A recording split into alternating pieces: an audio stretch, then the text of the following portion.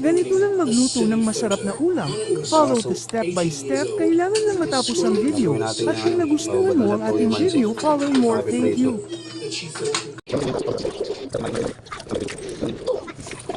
Kalaso ka. Lahat na yan. Lagyan natin ang toyo.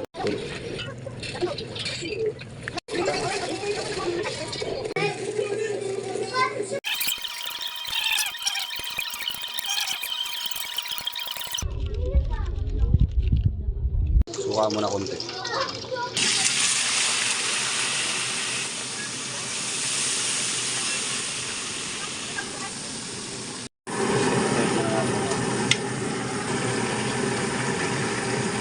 Malambot lang ito. Kailangan natin sa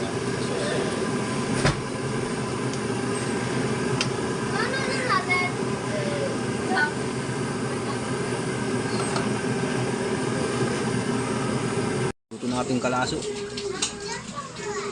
Simple marinate lang yun. Prito mo muna, tapos i-marinate mo. Ibalik mo. Yun ang pinakang sauce niya. Sarap.